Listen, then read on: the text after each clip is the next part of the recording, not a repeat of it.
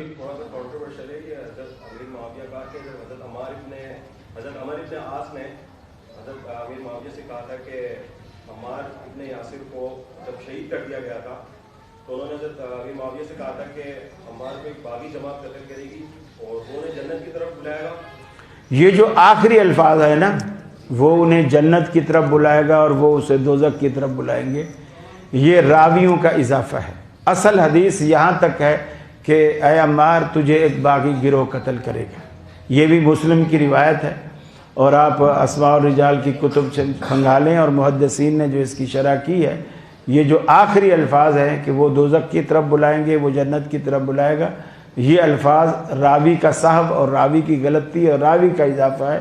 حدیث اصل یہی تک ہے کہ تجھے ایک باغی گروہ قتل کرے گا بس. اور اس کا کوئی ثبوت نہیں ہے کہ اسے حضرت معاویہ نے قتل کیا ہے، اس کا کوئی پروف نہیں. پوچھنا یہ چاہ رہے ہیں کہ وہ باغی گروہ جو ہے وہ میرے معاویہ کی جماعت کے لوگ تھے، تو اس وجہ سے میں یہ بتا دیا نا کہ اس کا کوئی پروف نہیں ہے کہ ان کو قتل کرنا، چونکہ وہ جو گھمسان کی لڑائی ہوئی نا، اب دونوں طرف منافقین موجود تھے.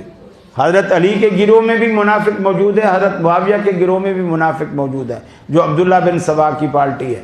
اب وہ فیصلہ ہونے ہی نہیں دیتے. جب بھی جنگ بندی ہو، وہ حضرت علی کی طرف سے جو منافق تھے چھپے ہوئے، وہ وہاں سے تیر ماریں، اور پھر حضرت معاویہ کی طرف جو منافق چھپے ہوئے تھے وہ وہاں سے تیر ماریں.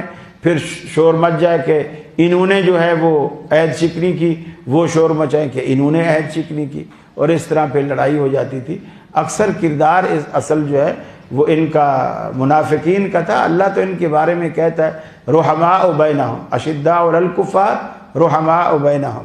اللہ صحابہ کے بارے میں کہتا ہے کہ یہ آپس میں بالکل رحیم کریم شفیق محبت کرنے والے، یہ ایک دوسرے کے جانی دشمن نہیں ہیں.